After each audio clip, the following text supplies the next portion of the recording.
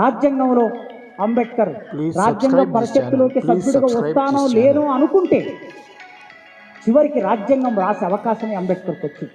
ఇక్కడ కూడా ఒక తప్పుడు చరిత్రను బాగా పాస్ ఆన్ చేస్తూ ఉన్నారు సోషల్ మీడియాలో. వాళ్ళ చేతిలో సోషల్ మీడియా ఉంది కనుక విస్తృతంగా ప్రచారం చేస్తూ ఉన్నారు. ఎంత విస్తృతంగా చేస్తున్నారంటే అంబేద్కర్ రాజ్యాంగం రాయలేదు. మరి ఎవరు రాశారండి? ఎవరు రాశారు రాజ్యాంగం? చదువు వచ్చి ఉంటే చూసుకోవచ్చు కదా. రాజేంద్ర ప్రసాద్ ఏమన్నాడు, అయ్యంగార్ ఏమన్నారు, రాజ్యాంగ పరిషత్తులో సభ్యులు ఏమన్నారు, సర్దార్ పటేల్ ఏమన్నాడు, నెహ్రూ ఏమన్నాడు, బ్లాక్ అండ్ వైట్లో ఉన్నాయి. అవన్నీ చదువుకుంటే జ్ఞానం వస్తుంది, తెలుస్తుంది. కానీ చదవడానికి వాళ్ళకి ఆసక్తి ఉండరు, చదవరు, ఉద్దేశపూర్వకంగా మాట్లాడుతున్నారు. అయ్యంగార్ అని ఒక బ్రాహ్మణుడు డాక్టరింగ్ కమిటీ సభ్యుడు మాట్లాడిన విషయం చెప్తున్నా నేను. This is Ambedkar blood and flesh అన్నాడు ఆయన. This constitution is Ambedkar blood and flesh. Ambedkar రక్త మాంసాలతో నిర్మాణమైన రాజ్యాంగం ఇది.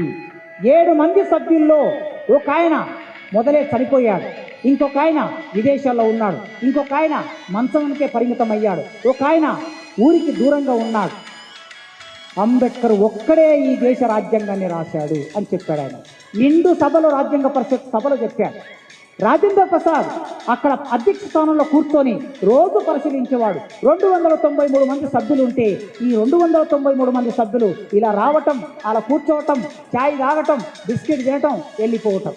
కానీ అంబేద్కర్ ఆయన ఆడ కూర్చొని పరిశీలిస్తే ఆయన పరిశీలనని 1949 నవంబర్ 26వ తారీఖు నాడు తన అబ్జర్వేషన్స్ చెప్పాడు రాజేంద్ర ప్రసాద్. కాయస్థ కులం, ఆయన ఏం దళితుడు కాదు. ఏమన్నాడంటే, రోజు నేను ఈ బెంచ్ మీద, ఈ చైర్ మీద కూర్చొని గమనించాను. అంబేద్కర్ ఎప్పుడు వెళ్ళిపోతాడా అని నేను గడియారం వైపు చూసేవాడిని.